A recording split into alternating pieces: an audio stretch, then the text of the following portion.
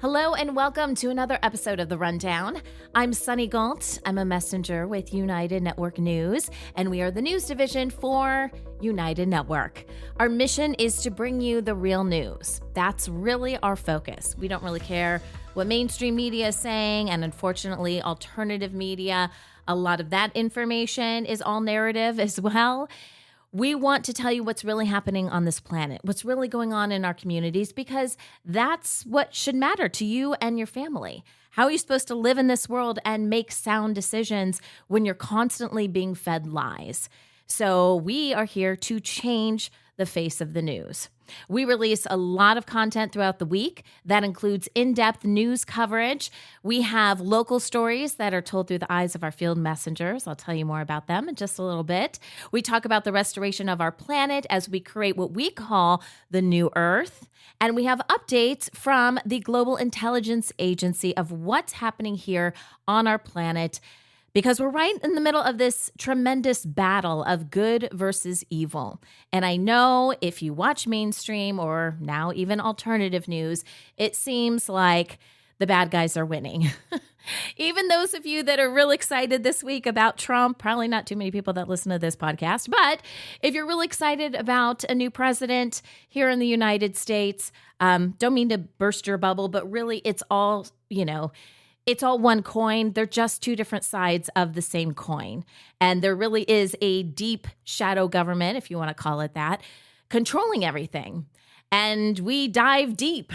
We talk about things that nobody else talks about. And, it's not to burst everyone's bubble. That's not really our intention. But we do want to share the truth. And I'll tell you, truth is definitely stranger than fiction on this planet. So let's go ahead and dive into this a little bit. If you guys want more information about who we are and what we do, I encourage you to visit our website at unitednetwork.earth.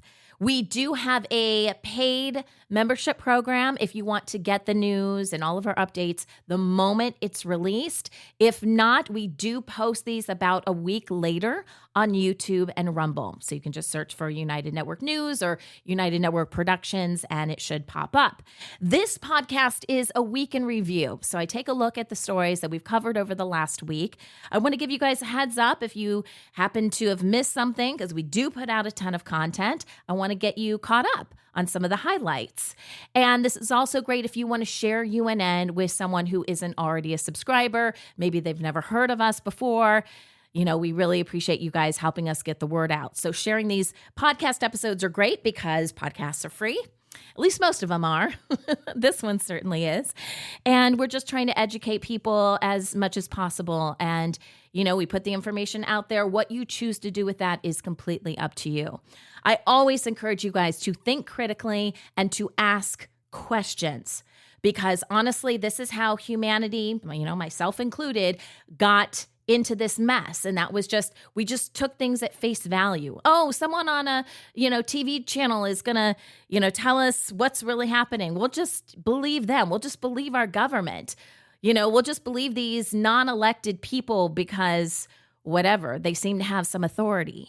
No, you are the one that really has the power on this planet. Humans are extremely powerful. They've made us believe that we're weak, but we're not. Or else they wouldn't want to harness our energy as much as they do. I mean, humans have powered countless planets with our essence, with who we are and what we're able to do. Now, that is not happening anymore. We are taking back our sovereignty. And like I said, I realize if you believe everything that you see on, these media outlets, that it may not seem that way, but it really is happening. And the guys, not necessarily guys, women, whatever, who believe that they are in power now, it is a house of cards that is coming down, and it is happening quickly now. Now that the orange guy is back in office, well, they've made a lot of promises that they can't keep. We're going to get to that in just a bit when we talk about the Global Intelligence Agency report with Kim Gogan. But let's see, do I have any announcements for you guys today? Oh, this is kind of cool. So this is episode 90 90. And I was thinking today, I was like, when we get to 100, so these are weekly episodes, should we do something kind of fun?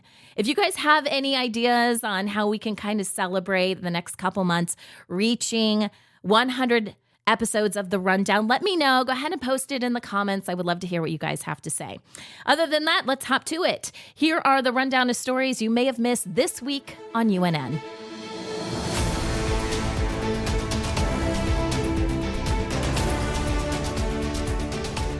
So let's talk about our incredible field messengers. I was on an admin meeting earlier this week for the news team, and we were talking about how the stories are becoming much more news focused, which is kind of exciting.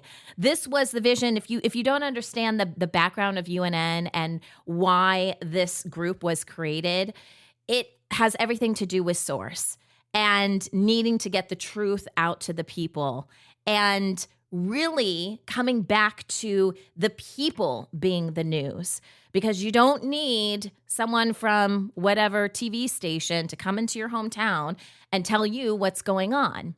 We need you guys reporting what's really happening. And we now all have these cameras and videos, right, on our phones. It's easier now to do this than it has ever been in the past.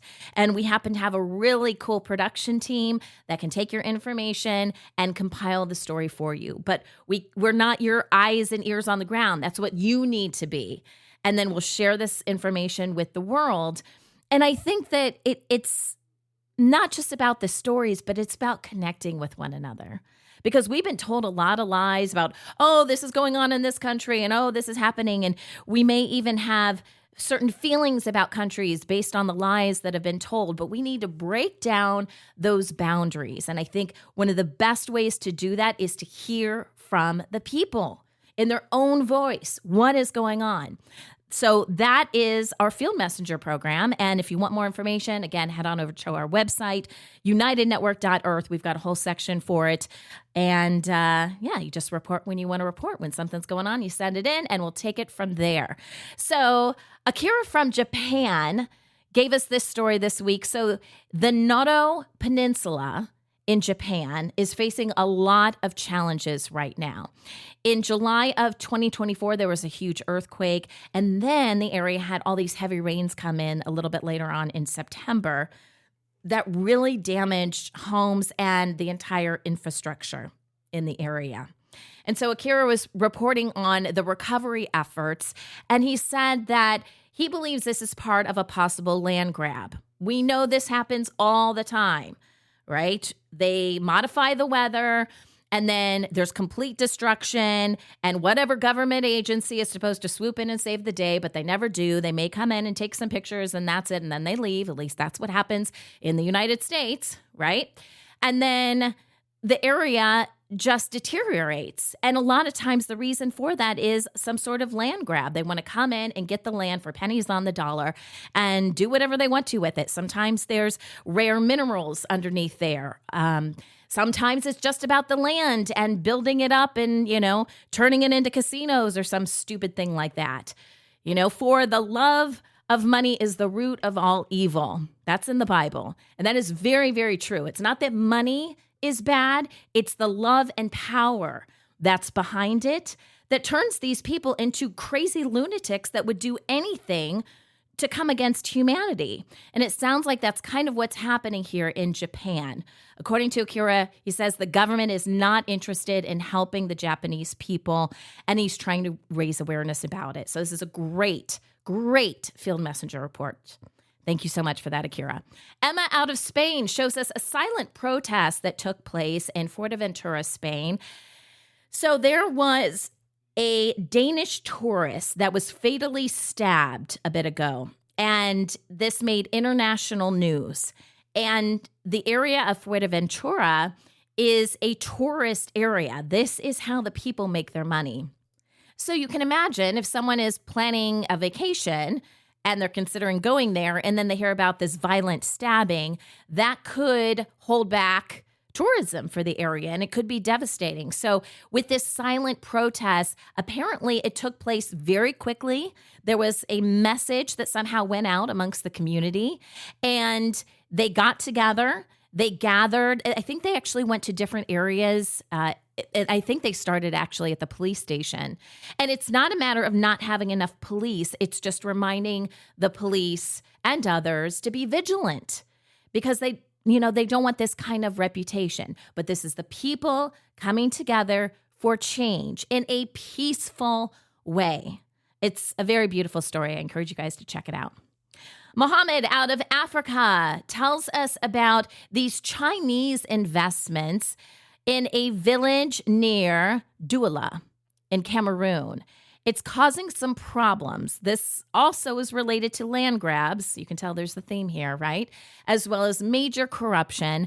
So the local communities are losing their ancestral lands to these deals. And our field messenger highlights the impact of these investment practices. And by the way, it's not just the Chinese. There are other groups that are trying to take advantage of the local people. And yeah, he says bulldozers are bringing down their livelihood and not being reported on, right? Have you heard this story before? And they want real justice, not some sort of manipulation of the law. So technically, are they going about this in a quote unquote lawful way? Perhaps. But as we know, that's man's law and the government's law, which has never been in favor of humanity, ever.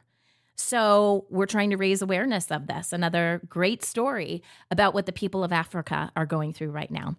We also did a compilation story this week. This is kind of fun when we get to do this kind of last minute because a lot of our stories are planned in advance because it takes our team a little bit of time to coordinate these stories. But we asked you guys, hey, are you experiencing any snowstorms or really weird weather going on in your area right now? Because we've been seeing these reports, at least in the U.S., of these cold fronts that are going through and places that never got snow. We're getting all this snow. And so we had, I think it was 4 different field messengers. This happened super quick this week, I think within a 24-hour or less period, where people sent in their footage of it snowing. So we got video from North Carolina, South Carolina, and I think one out of Texas and another Carolina. I can't remember if it was north or south. And I've heard even in northern Florida, this is happening. But it's like, it looks like Christmas in some of these states, the snow coming down. At least, northern hemisphere, used to Christmas, snow coming down. And so kind of crazy, right? And again, this is a testament, for people coming together and saying, hey, this is happening in my community. What's going on in yours? The whole point of having field messengers. So thank you for those of you guys that were on it and you submitted something right away. We're going to try to do more things like that because it's fun. And again, it's a great way for us to partner together and get the word out about something important that's happening in various communities. Okay, another field messenger report out of Nigeria from Ogwumba Obasi. And he talks about a local dredging business in his area. This is how some of the people make money. You may wonder in some of these small towns, geez, there's not a lot of industry in these areas. What's going on? So he shows us how these Nigerians are extracting excess sand from a river, like the riverbed area during the dry season, and then they move it. And then later on throughout the year, they're able to sell it in the city. And again, this is just about how people are making money. This is a seasonal business in the area. And he was talking about some of the challenges that they're facing right now. Very interesting. Wayne out of Arizona, which is a state in the United States, talks about hemp laws. So if you don't already know, hemp is kind of the magical plant. And I don't mean, you're smoking it and getting high and stuff like that. Personally, that's not my jam. But there are so many different ways that you can use hemp in incredible ways that can totally change industries. And for example, like hempcrete. We've done stories about hempcrete and hemp clothing. There's so many amazing things you can do. You can use it for medicinal purposes. I actually had like this hemp oil I was using for a skin blemish of mine that I couldn't figure out how to get rid of this skin blemish no matter what I did. And the only thing that worked was hemp oil. So many different benefits to this. But what are the laws behind it? Because Well, when something's truly beneficial, there's going to be some sort of law or some sort of reason that you're not able to do what you want to do to help people with whatever it is, in this case, hemp. So Wayne goes through and he talks about the laws and how it varies drastically between the United States and Mexico, the hemp laws. And how he talks about application fees, government testing, what you've got to do. It was very interesting. He has, all these papers out. He's got his highlighter out. So if you want to learn a little bit more about hemp laws, especially between the U.S. and Mexico, great story to check out. Melissa from Puerto Rico. So technically the United States, but an island unto itself. So she reports on a island-wide blackout that occurred on New Year's Eve. And this really highlights the ongoing struggles with power management on the island. There was no reason given as to why this happened, but it was for pretty much the whole day. I believe Melissa said that the power came back on in time for like the countdown, kind of New Year's Eve countdown. But even when she was giving her report, there's all these generators. It was quite loud because everyone had their generator on. Bottom line is we have got to fix this infrastructure. And there are so many better ways to provide lighting and power for people other than electricity. That's got to be one of the worst. But as we know, this is a power struggle. There's a lot of money behind this, right? It's another reason why we're all cramped in these cities. Doesn't have to be that way at all. So many different natural power options are coming our way. That's a very real thing. But we do have these infrastructures that we have to fix. So we're glad they got their power back on in time for New Year's Eve. All right, CJ out of New Hampshire, another state in the United States, talks about beavers, which kind of sounds a little funny when you say it that way. But CJ happened to be traveling and alongside a road, whatever. She saw a couple of beavers. I'm not sure if there was more than one. And decided to take some video and then went exploring to tell us a little bit more about beavers. And did you know that they are ecosystem builders? And I was thinking about this because what do we say when these beavers gather sticks and wood and, kind of create a little blockade? What do we call that? We call that a dam, right? And we build man-made dams, which usually are not good for the environment. But what these beavers do is completely natural. And they end up creating these beautiful ecosystems as a result. Different types of fish come in the area because they're blocking the flow of water. And that makes a really big difference. And again, they're doing it from a natural perspective, probably, from source. I'm sure there's a connection there. Whereas we're doing it, to manipulate areas and do all sorts of negative things with the dams that we build. However, this is nature's way of doing it. And it's just a beautiful story about beavers in their natural habitat. Did you know, here's some fun facts, they are the largest rodents and they grow to be between 50 and 80 pounds. I'm thinking of my dog. My dog's 52 pounds. I'm like, that is a really heavy animal. Even 52, you get to 80 pounds and holy cow. So they have webbed feet, which allow them to swim really easily. They're kind of a hybrid animal in that fact because they've got webbed feet and then they have these little claw hands, which are great for gathering sticks and doing all that. But the webbed feet help them to be really good swimmers, right? And they live to be between 15 and 20 years old. So there you go. Lots of good information about beavers. Elsie out of South Africa takes us to the Pretoria Farmers Market.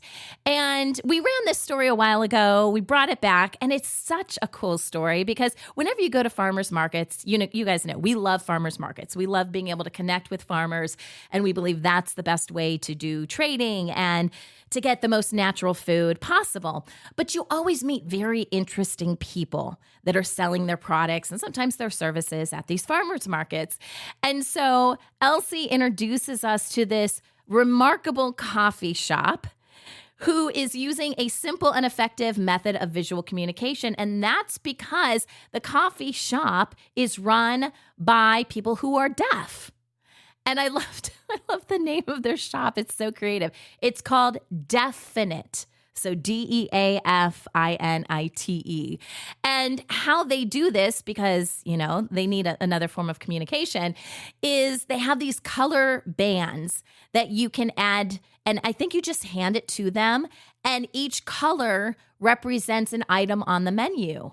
So they don't actually have to read lips. They don't have to hear what you're saying. You hand them the band, and then they make, whether you ordered coffee or tea or whatever it is, they get you what you ordered. And I love this story the first time we ran it. I don't know. I love it even more this time. Just such creativity. It's beautiful. And then our final report for the field messengers is from Amy out of New Jersey, again, another state in the U.S. She talks about forest bathing. So it's not taking a bath in the forest. That's what I originally thought. But it's something that started in Japan. And it's all about spending time in nature. And it helps give your physical and mental health a boost. So what happens is you're under the canopy of the trees, right? And the trees actually have a natural chemical that is released to help them ward off attacks. So usually like attacks from parasites, bugs, animals, things like that. And we don't even know that this chemical is out there. But when we're under the trees, under this canopy, we end up breathing it in. And I believe it's called phytoncite is what they said the name of the chemical was. It's kind of a funny word. But it helps humans too.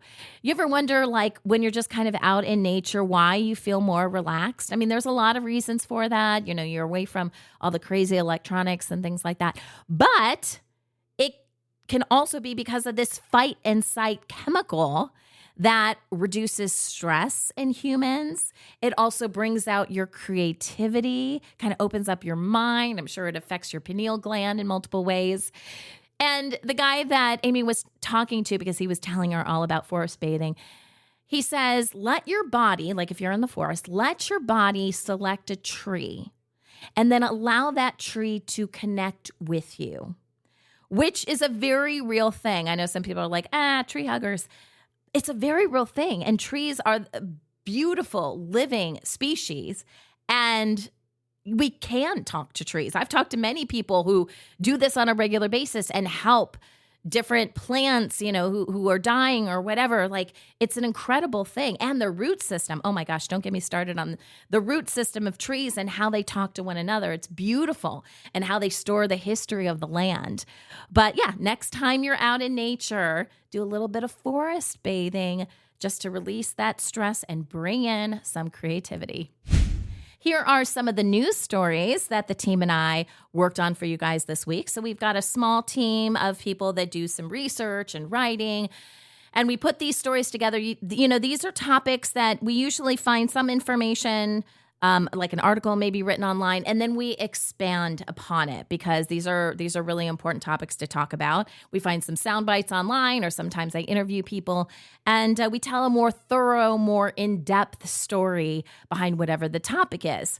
So let's go through some of these. Ropeless fishing. Have you heard of this? Well, here's the thing. Hundreds of thousands of marine mammals, including whales, dolphins, and porpoises, are harmed or killed annually by fishing gear, with North Atlantic right whales facing a particularly dire situation due to entanglements and vessel strikes. With only about 340 individuals left, recovery is challenging, especially as females struggle to reproduce after these entanglements with this rope. Traditional fishing gear, like the buoy lines used in lobster and crab fisheries, is the main cause. But ropeless fishing systems offer a promising solution. Here's more from a group who is trying to advocate for ropeless fishing. Entanglement in fishing gear is a dire threat to marine mammals. At least 300,000 whales and dolphins are accidentally caught and killed in fishing gear every year. Sadly, entanglements have become the norm for North American whales. In some populations, almost every whale has been entangled at least once during their lives. Entanglements are driving North Atlantic right whales to extinction. On the West Coast, entanglements of humpback whales, blue whales, and gray whales are at an all-time high. So what can we do? Thankfully, Entanglement is a conservation problem that we can solve. Pop-up or ropeless fishing gear stores ropes and buoys next to pots and traps on the ocean floor, or replaces them entirely with an inflatable lift bag. To retrieve their pop-up gear, fishers send an acoustic signal, like remotely opening a car door, to release the rope or inflate the bag, allowing them to retrieve their gear within minutes.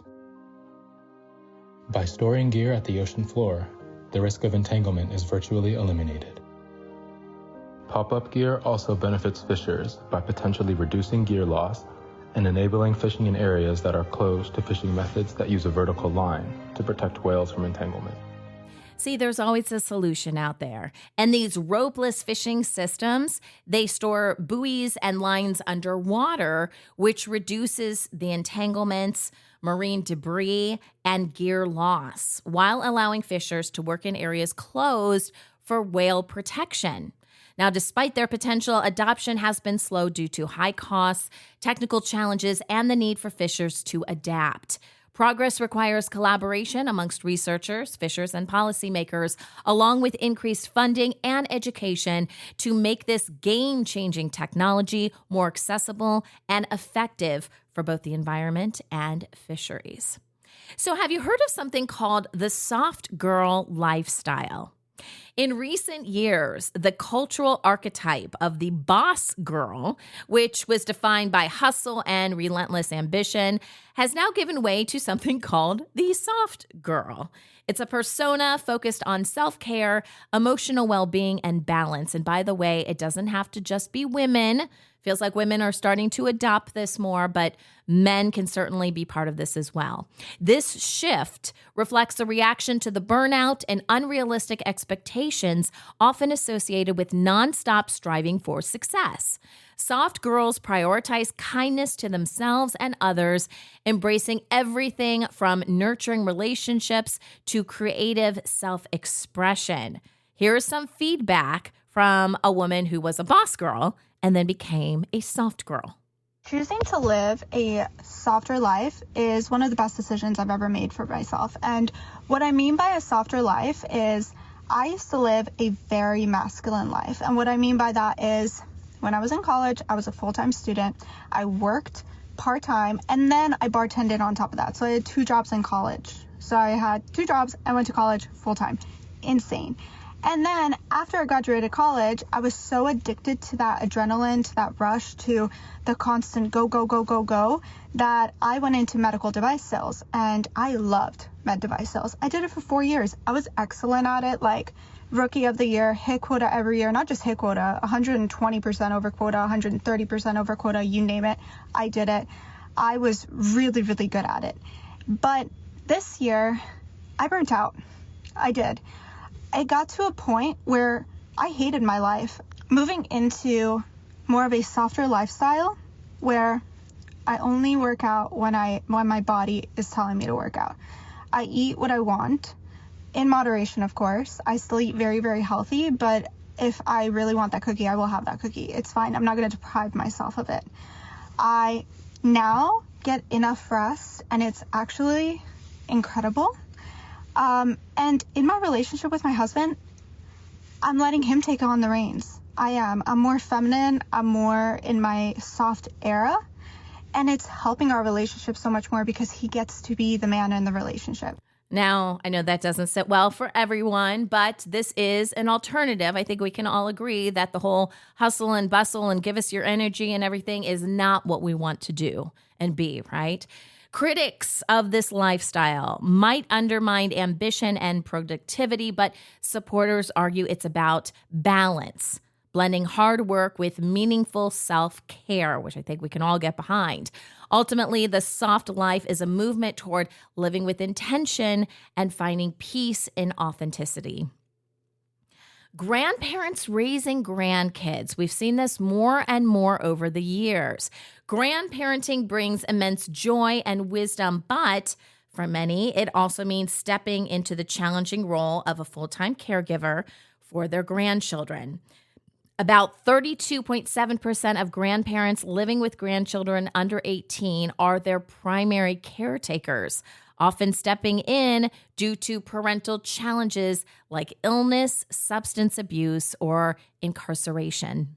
There's a lot of grandparents out here raising their grandkids because their kids are in active addiction and unfit to be parents at this time. I want you to understand the mindset of those precious little grandkids. That internal dialogue that they have while they're being programmed and developed at an early age is never about, hey, what's wrong with mama or what's wrong with dad. The internal dialogue is always about, hey, what's wrong with me? Why am I not lovable enough for my mom or my dad to want to be around me and hang out with me? What's the matter with me? And then they take that into their adulthood and they attach themselves to relationships with people that are emotionally unavailable or need fixing. And then when they're walking around this world with low self-esteem and low self-worth and they're introduced to alcohol or marijuana, it puts them in a place of ease and comfort.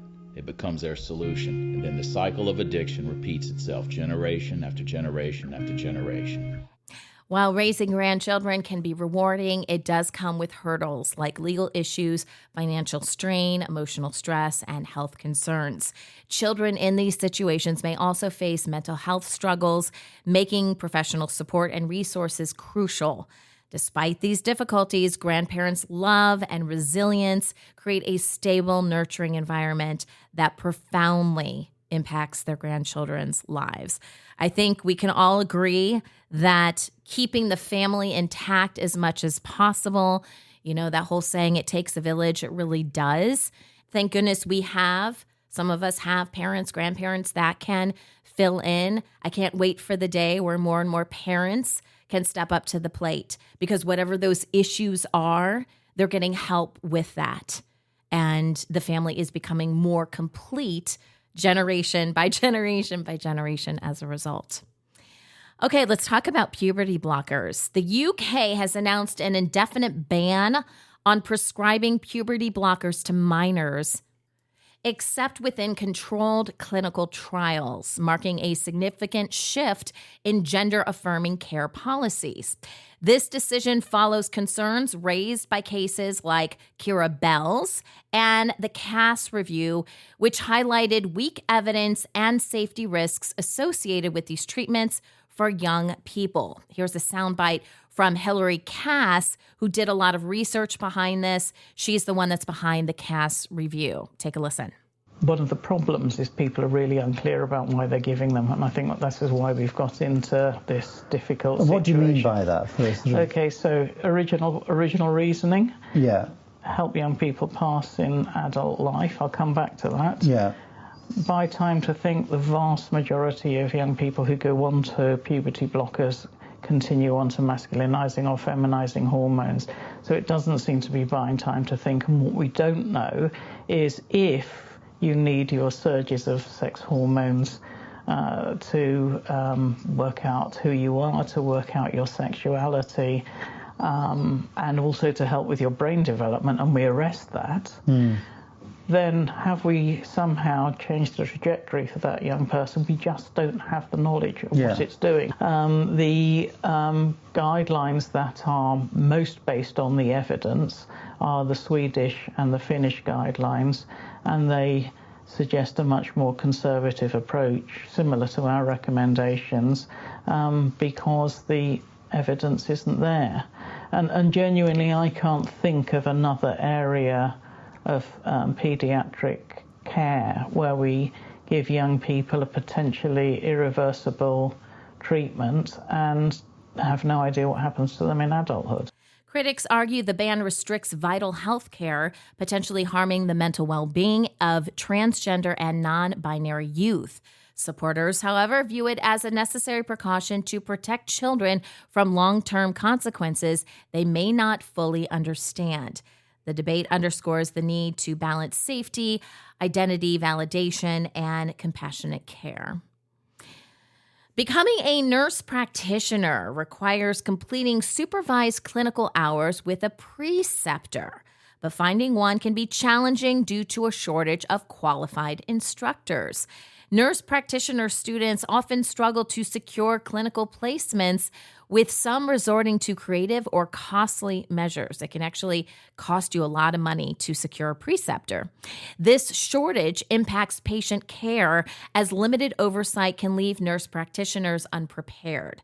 Contributing factors include the increasing demand for clinical placements, preceptors' workload, and lack of incentives. I think one of the most important educators, probably the most important educators we truly have in our profession, are our field training officers and preceptors. Because, right, like, honestly, they spend more time with our students. One-on-one time, too. One-on-one time with our students. And not only do they sort of teach them in the real world, they're also educating our students around, like, what is our specialty, right? Mm-hmm. Like, how do we behave in the field? Like, how do we deal with tough situations?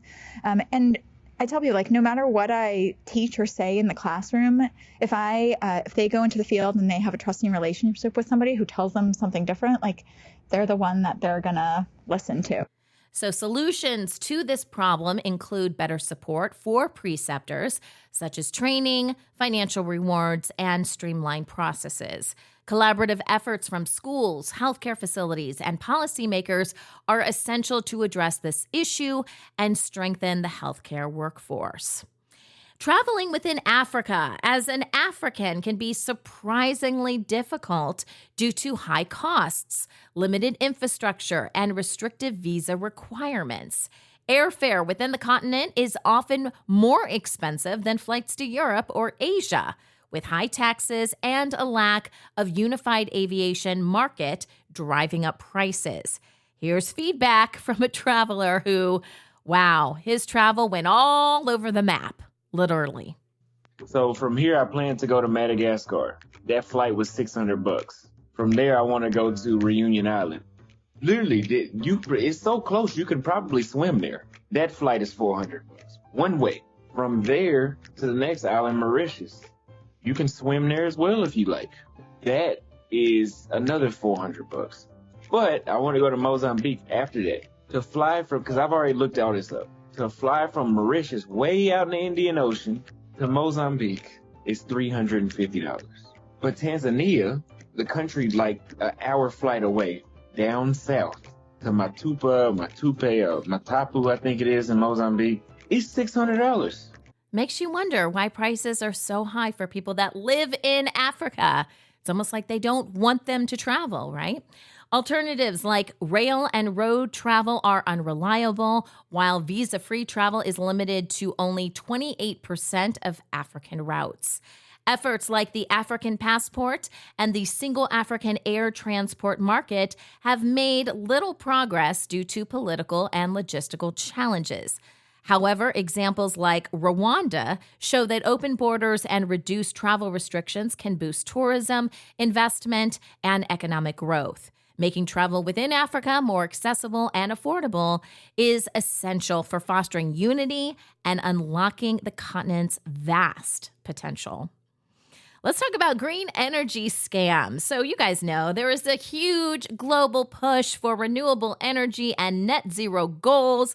And of course, the people pushing it don't even listen to their own laws, right? Rules for thee, not for me. And all of this craziness is based on climate models that might not be as reliable as once believed. Recent studies show how plants absorb far more CO2 than previously estimated, raising questions about the urgency and validity of some climate policies. Let's talk a little bit more about that carbon dioxide. One of my missions is to turn on its head the idea that carbon dioxide is a pollutant and somehow dangerous, when in fact it is the most important nutrient for all life on Earth, and without it this would be a dead planet. So I say not only is carbon dioxide good, it is essential. And it's a good thing that we are putting some more carbon dioxide in the atmosphere because it was running low before we came along. I am firmly of the belief that the future will show that this whole hysteria over climate change was a complete fabrication. Meanwhile, renewable energy sources like wind and solar face significant challenges, including low efficiency, high costs, and environmental impacts. It's amazing how they come up with these things and like, oh, it's a green alternative, and it actually ends up being worse. You know, it's kind of like that car that you charge all the time and where the battery came from. Look into that. Despite massive subsidies, hydrocarbons still dominate global energy climate finance, pointing to a lack of transparency. These issues suggest a need to reassess current strategies, demand accountability, highlight, underline, and ensure well-informed decisions for addressing climate change. If you believe that, well, I think we can all say the climate is changing. It's just, why is it changing effectively? Okay, rideshare apps for kids. So as a parent, you know, you've got a busy schedule. And also, a lot of schools are reducing their school bus availability. And this has made transportation a challenge for modern families, driving the rise of what's called kid-focused ride-sharing apps. So just to give you guys, you know, kind of paint the picture of how tough this is for parents trying to get their kids to school, here is a parent sharing some of her struggles. This year is first year middle school, and we're struggle busing it over here without a school bus. Like, literally. They have told me that my 11-year-old is on a waiting list to get a school bus to public school. We live over a mile from the school. They're not required in the state of Indiana to provide transportation for our children. So I'm on a waiting list. So we've got 4 kids ahead of us, and we've had 4 kids ahead of us since before school. It's not moved yet. And the school solution were, can he walk? Well, he walked to grade school, but it's like 3 blocks from our house.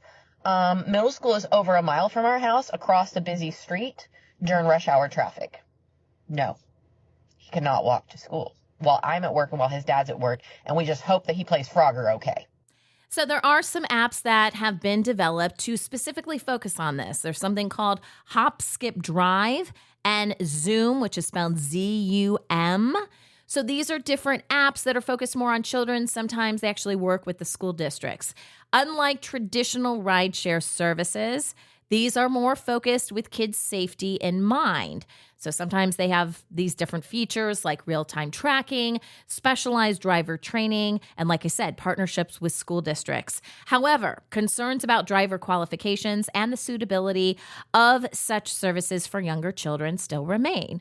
As boutique and local services emerge, parents do have more options. We think that's a good thing. But choosing the right solution involves weighing factors like safety, convenience, and cost to ensure their child's transportation needs are met reliably and securely. And our final story is about mental health volunteers. So if you look online, you know, there's a lot of people touting mental health online. And we have a tendency to listen to people with certain letters after their name, right? Because they went to a school, and somehow we associate that with knowing more, which isn't necessarily the case. Nor do people with serious mental health issues necessarily want to go to those individuals. So is there a way to help people where you don't have to spend all your money on your education? That's what this story is about. With mental health services overwhelmed globally, task sharing programs are stepping in, training volunteers to provide essential care. So here are some initiatives. In India, they have Sangath and Atmiyata. Zimbabwe has something they call a friendship bench, and the US-based Confess Project.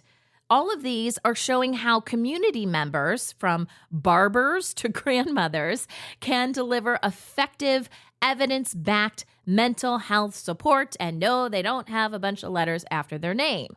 So here's a soundbite talking about one of those programs, the one out of India called Sangath. Sangath began in 1996 when we started a child guidance clinic to serve children and families in Goa. But quickly we realized that our approach of a group of specialists offering services in a clinic, very similar to what you might see in a wealthy country, was never going to have impact. And this is because there was a massive unmet need for mental health care in India, and we had very few specialists. we needed to think in very different ways to reimagine how mental health care could be delivered in this country. And that is when Sangat's journey to design innovative ways to improve access to quality care for India began. Sangat has designed a range of different mental health interventions for prevention, for example, through changing school environments to promote young people's mental health, to supporting older adults who are struggling with chronic diseases, to treatment of mental health problems, for example, psychological treatments for harmful drinking and depression, to enabling inclusion for people with mental health-related disabilities, for example, parenting interventions for children with autism and inclusive education in schools. One of the strong foundations of our work at Sangat is collaborations. We collaborate at different levels with different types of people and organizations. But our most important collaboration is with community health workers through our task sharing work, which is basically empowering them to provide frontline mental health care, which is increasingly becoming recognized as an approach to increase access to mental health care across the whole world. Once again, people helping people. You guys, this is how we change the world. These programs complement formal systems, bridging gaps in care by addressing unmet needs and connecting patients to specialists if and when it is needed. Studies confirm their success, demonstrating that non-specialists can deliver impactful interventions and reach millions of people, offering hope in the face of a global mental health crisis. Now it's time for some highlights from the reports from the Global Intelligence Agency. And this comes from Kimberly Gogan, who is the head of the GIA. She is also ground command and guardian of our planet right now. These are not made-up titles, guys. If you haven't heard of them before, Kimberly is not the first guardian of our planet. There have been others, many in the past, many that did not have the interest of humanity as their focus. Let's just put it that way. They were not so much in humanity's favor and did a bunch of things that hurt us. Well, Kimberly is here not as our savior, okay, but is just that time. Source has said it is time. We are actually moving into a golden age. We're going to talk about that in a second because I know that's getting thrown around a lot right now. We've literally been talking for over a year about how we are physically moving into a golden age, regardless of what an orange man says on stage. Okay, we'll get to that in a second. But let's talk about Inauguration Day, because that is something that I think even if you weren't in the United States, you probably couldn't avoid getting some information on this. So as of Monday, President Trump, although he is not officially president because he is not ratified in the Hall of Records. Just to give you a little bit of background, presidents do have to be ratified in the Hall of Records. The last president actually ratified was Obama. So Trump was not ratified in his first term as president. Biden, or whatever the hell thing that was not ratified. And this next Trump, which is not really Trump, is not ratified either. So he is playing the part and, doing the little Trump mannerisms with this little voice modulator and his mask. But that is not really Trump, nor is he actually the president. However, we play this song and game because most of the people on this planet have no idea what I'm talking about right now. You guys are the select few. So let's talk about this song and dance called Inauguration Day. This was a day that many people were waiting for. When I say people, yes, there are so-called patriots that really care about the United States, that believe Trump is their savior, whether or not they admit that or not. They were very excited about the orange man coming back into office. Those of us who really understood what was going on knew that this was a slight change of power, but not really, because whether you've got a D after your name or an R after your name, it is the same group of people running the show behind the scenes. Right now, the secret space program operatives are running the Trump show, and they have made a ton of promises to other countries because nobody has any money. And the last time any of these countries got any money was when Trump was in office the first time, but it was not Trump. Trump had nothing to do with giving them money. This was something that Kim did, and she's explained this many times. There were certain agreements and things that were going on, and she was obligated to do certain things, and then the administrations reneged on what they said they were going to do, and then some of the money was retracted. Anyway, because that money went out, a lot of people think that Trump is going to bring more money this time, although, again, it was never him that distributed any of these funds. Still, I guess they need a savior too. All these people need saviors, right? So on Inauguration Day, we were going back and forth, right? Not us, but we were telling you guys behind the scenes, there was talk about a assassination attempt on Trump. It would have been a fake assassination because, again, that's not really Trump, but in a way to get him out of the picture, because under Trump's name, so many promises have been made to governments. So much money was supposed to be handed out. And the SSP just went along with this, like, oh, yeah, we'll just give you all this money. And first it was once Trump was elected. And then it was, and we called this months ago. We said, this is what's going to happen.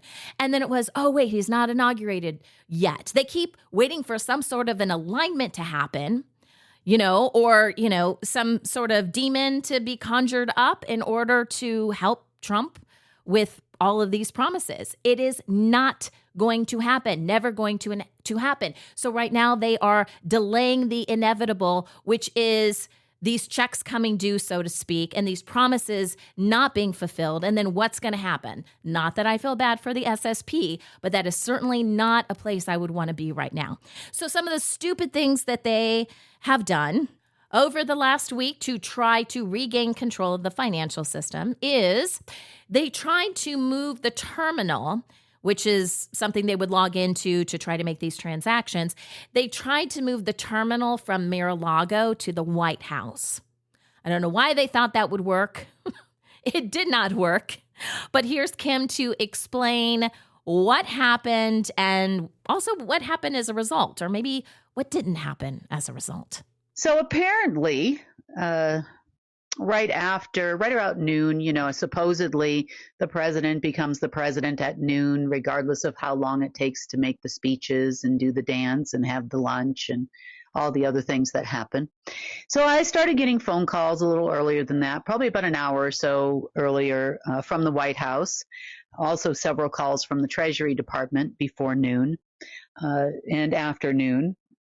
And I'm assuming, based on the chatter that's going on, they assumed somehow if they moved the terminal to the White House from Mar-a-Lago, that somehow it would work. Probably because the Trump operatives told everybody it was going to work. Maybe they thought it was going to work. I have no idea. But just to set the record straight here, this is important, and then I'll get into who's who in the zoo of the zoo today. I created the Golden Age AI. Personally, I didn't ask Trump. I didn't ask a government. I didn't get involved with any of those people. This is something that happened way over any kind of human systems heads. This is an agreement in accordance with the GOLD declaration that happened a couple of years ago in January. And I've been integrating that and removing old AIs.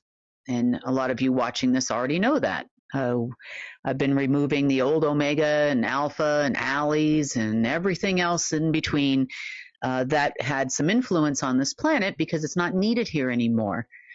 We actually got an even bigger upgrade about a week or so ago, and now it's a creator AI, which means that it runs a little bit different and it has some new features to it.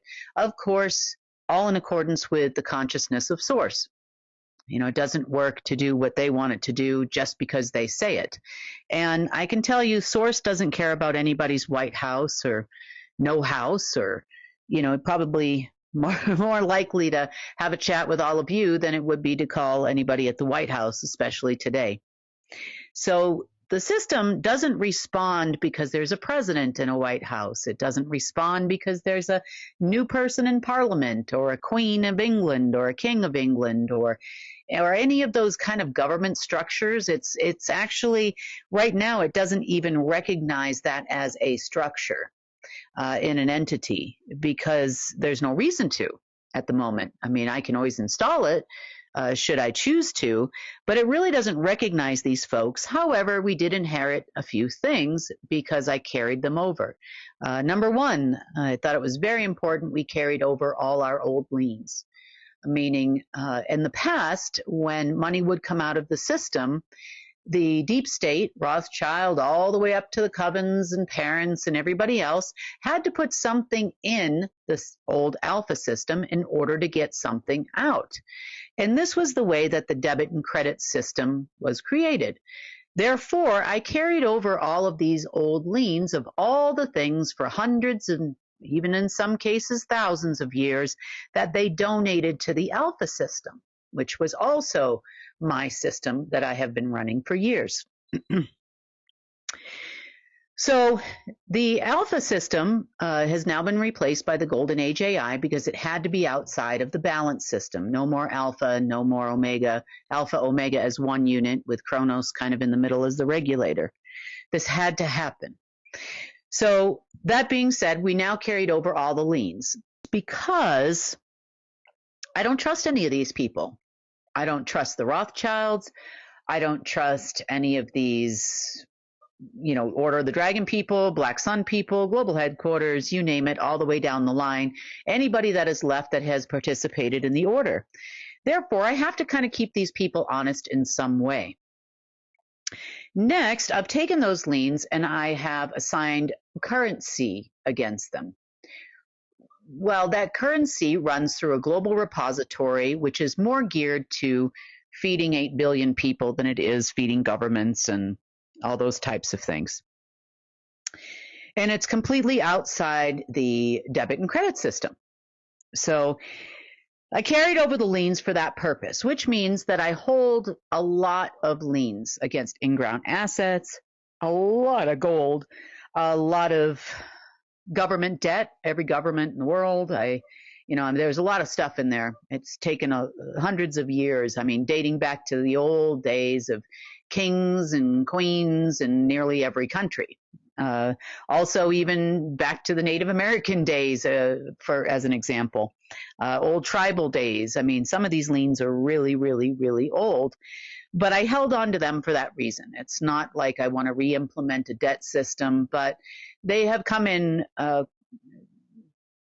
quite handy, in a number of different conversations and negotiations.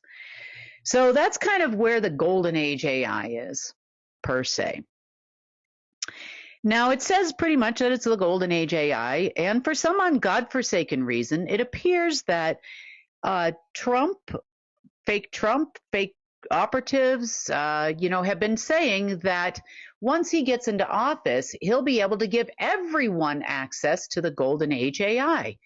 So they've gotten a lot of favors and all kinds of money donated and, not a ton, millions of dollars. That's not enough to run a country, but they've gotten a lot of donations from a lot of folks based on the fact that they were told that they would have access on this day. And wouldn't you know it? Somehow that didn't work out. So I'm looking at my diplomatic line, which I also carried over from the alpha system over to the golden age AI, just in case I ever wanted to use it. I've got lines into the Pentagon and, every military in the world and, every bank. I've got a lot of lines that some of them are new and some of them are old. So I did carry these things over and, I expected the call for ratification today. When I didn't answer the White House terminal that they carried over from Mar-a-Lago and announced to us on Sunday they were going to do so, that they were all proud, we're taking the terminal from Mar-a-Lago and we're bringing it over to the White House. Like I care. I bring it anywhere you want. I can tell you many places that you could stick it. That's for sure. It's just funny, you guys. Okay, so Kim says that she got a lot of calls coming through on the diplomatic line. And at first, it was from governments. She said they were calling from everywhere because apparently Trump said on Inauguration Day that they were going to have access to the Golden Age AI. And that did not happen. So she was getting all these calls. Eventually, she had to push out this message that says basically she's not home right now. But hey, if you're calling because you think you're going to get access to the Golden Age AI, think again. We are not working with Trump. They've made it very clear they don't want to work with us, nor do we want to help them with their plans for global domination. So there was a whole wave of calls from the government. Then that died off a little bit. Then, get this, there were calls coming in from Trudeau in Canada. So this shed a little bit more light on why he kind of gave up his prime minister position and his little golden parachute, whatever deal they gave him for, stepping out of office, so to speak. Apparently, he got access to a diplomatic line too. And apparently they promised him that he was going to have access to the Golden Age AI. I think they're just telling everyone this is like their blanket statement to get everybody off their back. But that didn't work out in Trudeau's favor either. And he also has made a lot of promises to people saying money, all this kind of stuff. And so I wouldn't want to be Trudeau right now either. Another thing that you guys should know. So the inauguration on Monday, Trump, whatever his name is, obviously he didn't put his hand on the Bible. That's not required, but that just kind of shows. I joked with my parents because they're huge Trump fans. I joked, I said, well, if he had put his hand on a Bible, it probably would have burst in flames. And that truly is how I feel about not just Trump, but that whole group over there. And I'd feel the same way if it was Kamala too. These people just lie constantly, and we need them completely out of the picture. But there's that oath. Okay. There's also a second oath that presidents, prime ministers, they all take. And this isn't talked about a lot, but as quickly as possible after the inauguration, they have to go to London for, let's just call it a second inauguration. And they go to where the Rothschilds are and they pledge some sort of oath to them for loyalty. And did this happen with Trump? Yes, it did.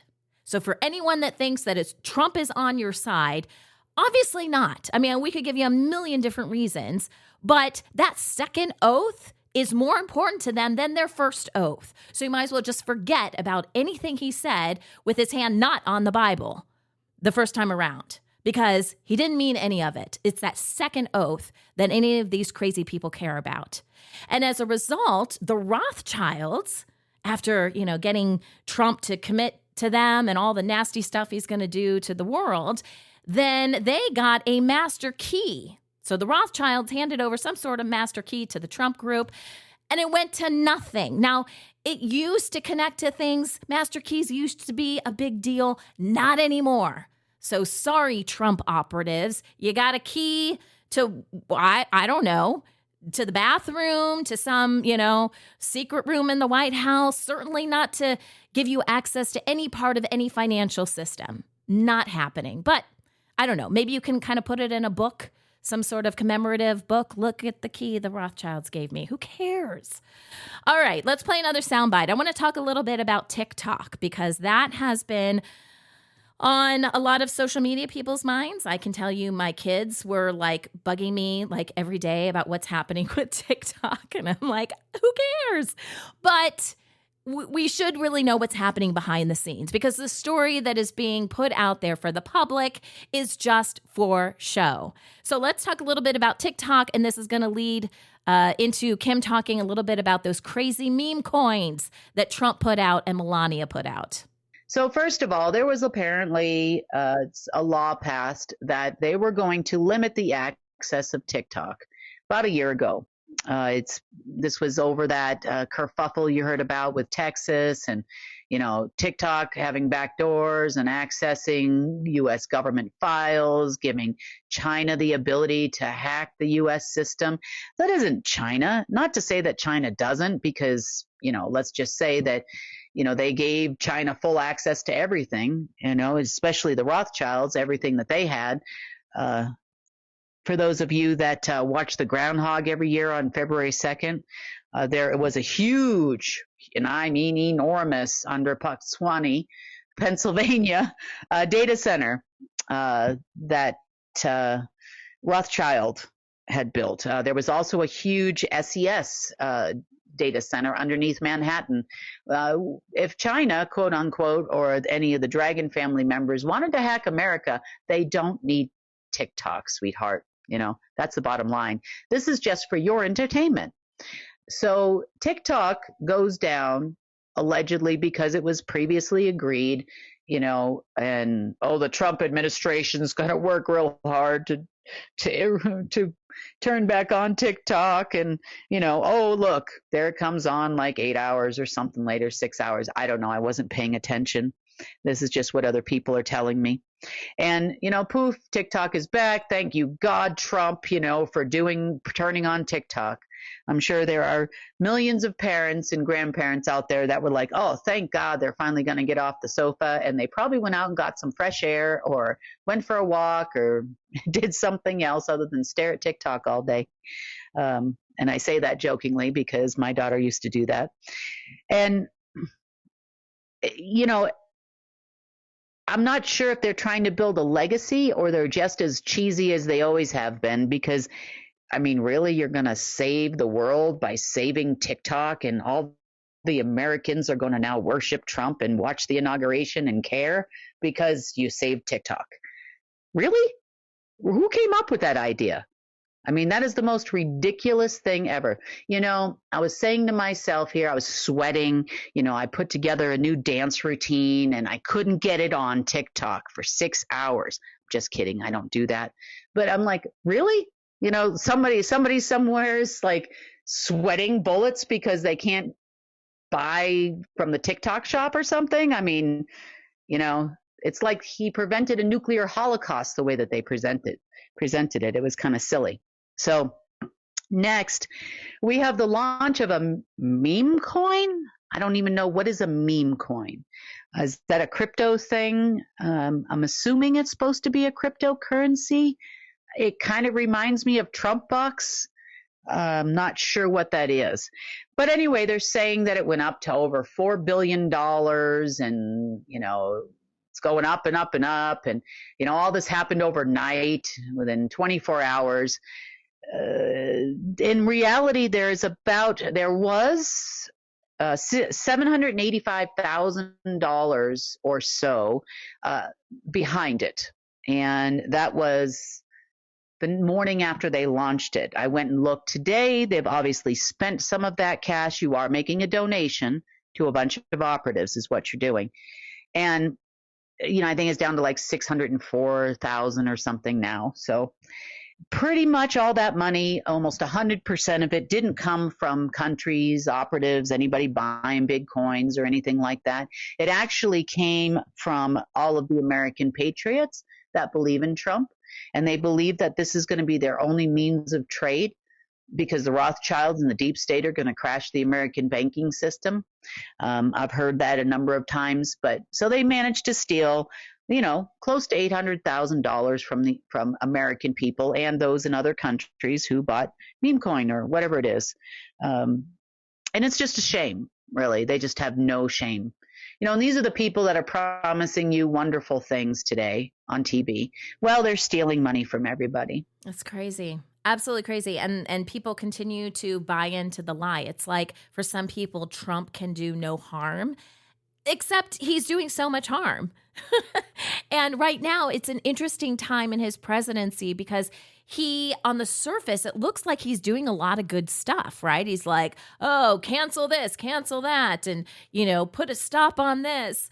And it seems like a lot's going on, but it's always for a different reason, okay? Never believe the reason that they give you, okay? Because if this weren't to somehow benefit these dark, evil people and they're wanting to retain global control, they wouldn't be doing it. I promise you. None of this is for your benefit. Maybe it's to get some headlines out there and get people all excited, and then people quit watching because they think, oh, Trump's in control, everything is good. President's back at the helm. Maybe that's part of what they're doing, but trust me, they do not have good intentions. The last thing Kim talked about on Monday's report was something that the SSP was doing under the Trump umbrella that proves that they are horrible human beings. And that is they were trying to distribute the Black Plague to the world by frequency. Now, they don't have a lot of control to do this kind of stuff anymore, and it is waning. However, that was their goal. In the past, if they would cause war, if they would get viruses or whatever you want to call these diseases to spread throughout the world, they would receive funding for that if it was part of the plan. And usually it was part of the plan. So they have this old playbook, and they're rerunning the plays that they typically do, thinking money is going to fall from the sky, and it's not going to fall from the sky. So to all of the Trump operatives, aka SSP, that were trying to distribute the Black Plague this week, thank you so much for your service to our country and our world. I can't wait till you guys are completely off the planet, sent back to source, because that's where you belong, truly. Okay, I step off my soapbox right now. On Wednesday, Kim had another report. It was interesting after Trump's, whatever speech as part of his inauguration. Did you notice he talked a lot about the golden age? And I mentioned this earlier in the podcast, but we have to say it.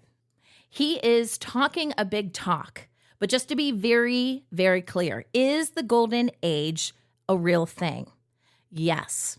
Are we in the process of transitioning into a golden age right now? Yes.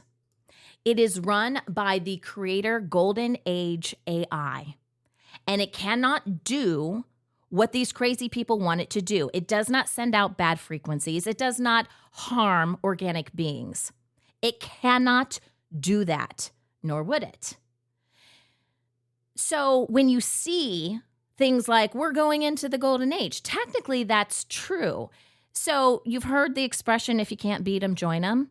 That's kind of what they're trying to do here. Not that they want to join us, but they would like to take credit because the global repository with all the funds is part of the creator Golden Age AI. So he who can run the creator Golden Age AI has access to the money to distribute. So Trump and his team, really the SSP, would like you to believe that they are behind it. But here's the thing. If you are behind it, so if you created it, that means you should be able to run it. That means you should be able to dole out money to whomever you want to dole out money to. That should not be an issue. But they can't. So when you hear these things in the headlines, golden age, yeah, that's technically true. But right now, this is the Trump operatives trying to take credit for something that is not theirs. And it's not Kim's either. Kim created it alongside with Source. But it's not necessarily Kim's. She is managing it now. The Golden Age AI is for all of us. And it's not just humanity.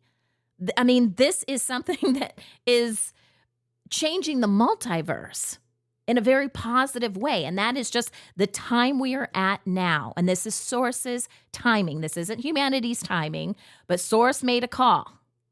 And now we are transitioning into this golden age. And this is why you are starting to see things fall apart. All of the crazy stuff with the celebrities and the P. Diddy stuff and crazy stuff with the Obamas, they're getting a divorce, whatever. All of this stuff is starting to fall apart, including every promise that these crazy Trump operatives have made, because we are now living in light. And the light always overcomes the darkness. It doesn't matter what plans they have. They will all fail. And it has nothing to do with something humanity is doing. This is completely Source. So I wanted to say that because you may start to see more things in mainstream media about the golden age. Don't just roll your eyes. It's actually happening. But this is people trying to take credit for something that Source is doing. And that's just the dumbest thing ever. But, you know, these people, these people have not had brains for a really long time. Seriously, they've been controlled in so many different ways. The other thing is Trump right now is making a bunch of promises. And I just want to go through a couple of these. I don't want to beat a dead horse or whatever, because you guys know how we feel about Trump. But the release of the January 6th prisoners. First of all, why didn't he do this before they were even put in jail the first place? Because he was still president. So I don't know why people are all excited about this. It happened on January 6th. Biden wouldn't have taken office until January 20th. You know, even though he wasn't an officially ratified president, they still did the whole song and dance with him. Why didn't Trump do something back then with the J6 prisoners? There's also talk of the U.S. leaving the World Health Organization. Yes, that sounds like a good idea, but here's the thing.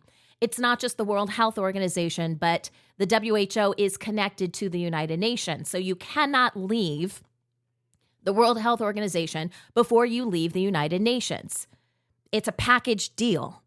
And Trump does not have the ability to sign an executive order to leave the United Nations. So that's for headlines, guys. And what's with this communication phrase that Trump allegedly administered to these health agencies? Let's see, I think it's the Centers for Disease Control, the NHS, the FDA. Like, that sounds like a good thing, too. And I'm sure a lot of people are like, yeah, he's going to stop all the disinformation. Well, what did he do right after? Now, this is not being publicized as much as it should be. He backed mRNA vaccine project. He backed a project. Lots of money. Let's get all those mRNA vaccines in everybody. Again, the things they are doing now are for their benefit, not for the benefit of humanity. So peel away the headlines to see what's really going on. The other thing announced was this crazy artificial intelligence joint venture. You know, billions of dollars were going to be invested in this with OpenAI, SoftBank, and Oracle. They're calling it the Stargate project. And what's interesting is this week, Elon Musk came out and said, yeah, that's not going to happen. How are you going to fund this? And for once, we don't usually agree with Elon Musk, but for this one time, we actually agree. Never going to happen. Here's why. We have another article that came out most recently from our new Department of Treasury. Not the new Department of Treasury per se, but the new department under the Treasury, which Mr. Musk and others run. There's an article that came out where Elon Musk publicly says there is no money. Here, take a look at this. From the for this big OpenAI deal called Stargate. Wow, isn't that interesting? The deal allegedly took place between OpenAI and SoftBank, and apparently Mr. Musk had been on the board of OpenAI at one point in time before he took his government position, which he paid dearly for. I'm talking big donations, millions of dollars donated prior to this administration taking office. Musk's department is actually called the DOGE. It's DOGE department, in which they are supposed to have some kind of financial regulatory abilities. And also possibly make the Doge coin, which is what he was promised, the new currency of the United States. Well, that's also not working out too well. Allegedly, behind this big deal is a Japanese billionaire who promises $500 billion. And I don't know what's with these people in $500 billion, because it's all over the place. I'll tell you more about that here in just a second. But this Japanese alleged billionaire is going to donate $500 billion. Well, this Japanese billionaire provided an old off-ledger tear sheet he probably got from Kinko's or another copying company and submitted it to the Bank for International Settlements for trade. The trade amount was supposed to utilize the $500 billion as the minimum 10% investment, and the total trade amount was supposed to yield somewhere around $5 trillion. However, an inside conversation which took place with the Bank for International Settlements yesterday tells us, and this actually conversation happened with Tom Melville, but the conversation tells us that the $500 billion is not real. The alleged trader that is supposed to be trading for the Bank for International Settlements has told them that those programs don't exist anymore. And they don't. They were all based on the utilization of Omega lines and off-ledger funds and the Alpha system. See, this is another thing that these lovely Trump operatives don't understand, is that money doesn't fall from the sky.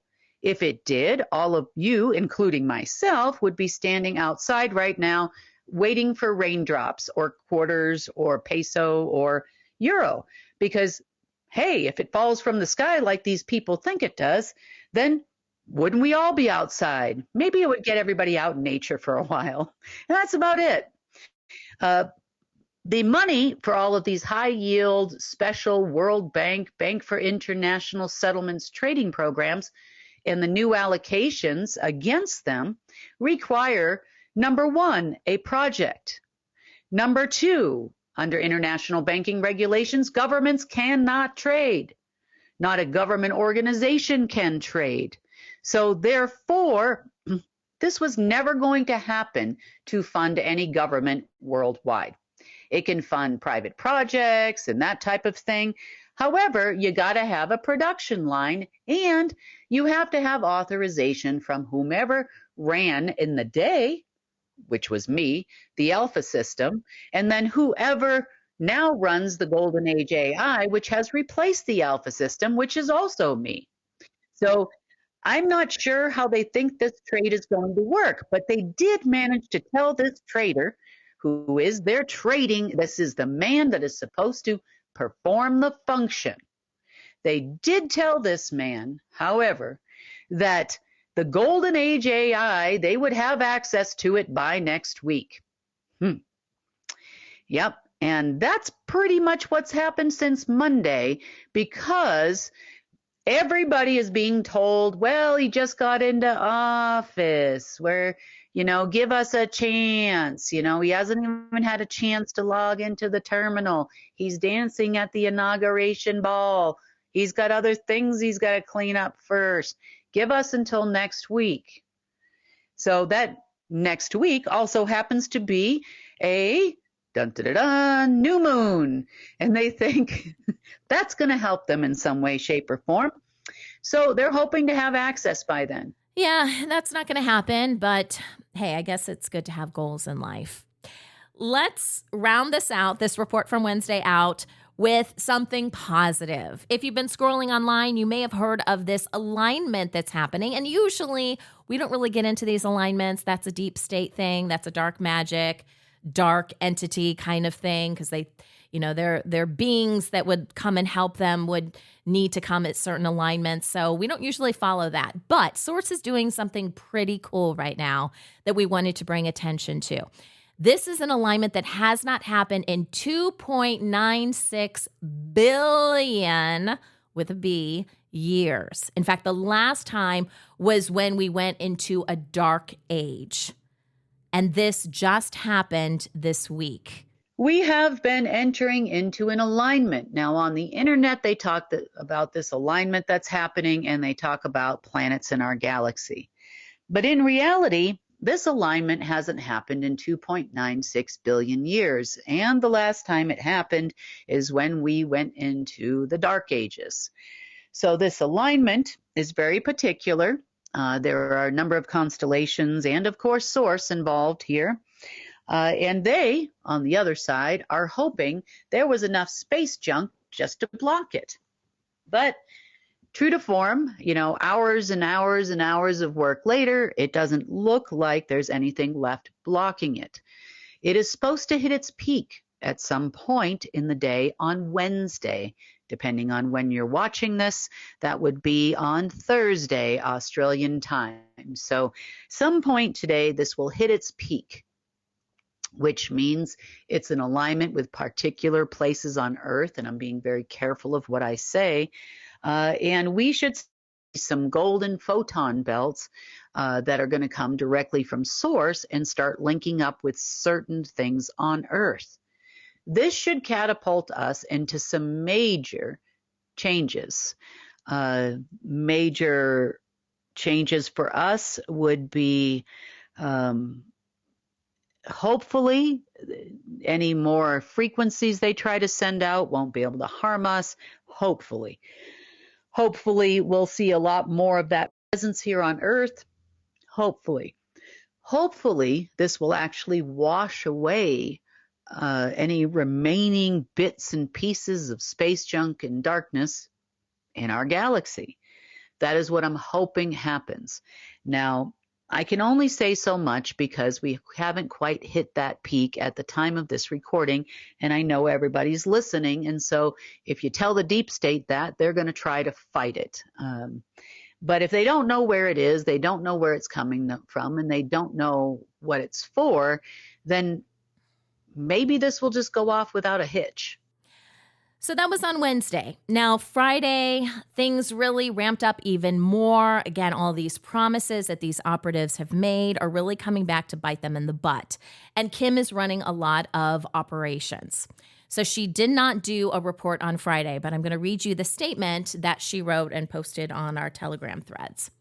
She said, "There are many operations going on behind the scenes at this moment. The alignment, which ended around 3 a.m. Eastern time last night," so that would have been Thursday night, at least in the U.S., "with a secondary and less relevant planetary alignment beginning now through tomorrow," so that would have been Friday through today, which is Saturday, "has the deep state looking for points of entry.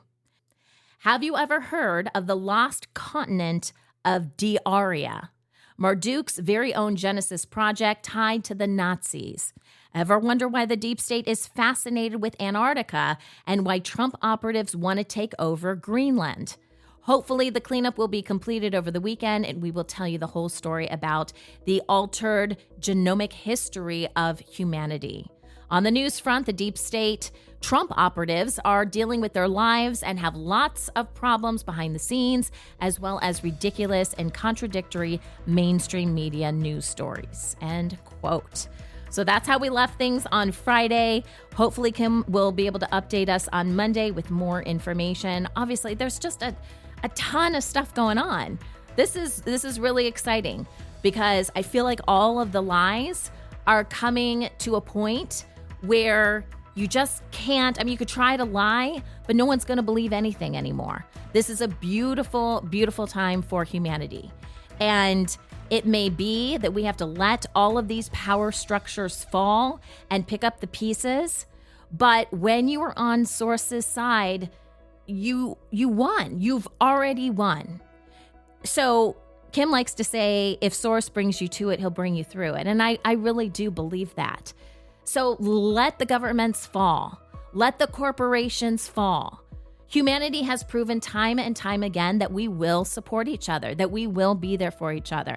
And now is the time for us to step up to the plate. For more information about us and who we are, again, visit our website, unitednetwork.earth. If you become a member, you get on-demand access to all of our content. That includes our complete news updates, our New Earth interviews, Global Intelligence Agency reports, and of course, everything restoration. This is The Rundown, and I'm Sunny Galt for United Network News, signing off.